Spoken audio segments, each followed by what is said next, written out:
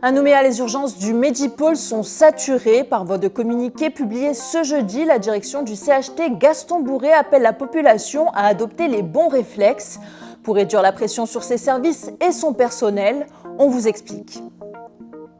Les temps d'attente s'allongent, les possibilités d'hospitalisation diminuent et les équipes soignantes sont sous pression. Une tension inédite décrit l'hôpital dans son communiqué en raison, selon la direction, de la fermeture de nombreux centres médico-sociaux et de cabinets médicaux privés, ce qui limite, selon le CHT, les possibilités d'orientation des patients admis aux urgences vers une hospitalisation. 300 lits d'hospitalisation ont fermé sur l'ensemble du territoire depuis les émeutes de mai 2024 par manque de personnel. Malgré leur bonne volonté et leur résilience, les soignants sont à bout. La difficulté à recruter engendre une surcharge de travail pour ceux encore en poste qui ne comptent plus leurs heures supplémentaires, ou encore le nombre de fois où ils font face à l'agressivité physique ou verbale des patients excédés. Certains arrivent au travail en pleurs ou la boule au ventre. Actuellement, 14 infirmiers sont en arrêt maladie.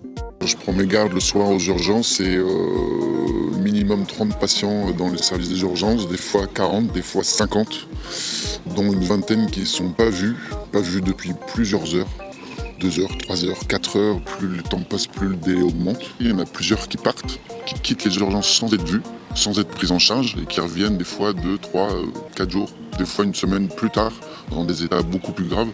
Et du coup, l'état nécessite une hospitalisation qui n'était pas forcément nécessaire la semaine d'avant. Le CHT préconise en cas de fièvre modérée, de rhume ou de douleurs courantes non aiguës, il faut se rendre chez le médecin ou dans un dispensaire.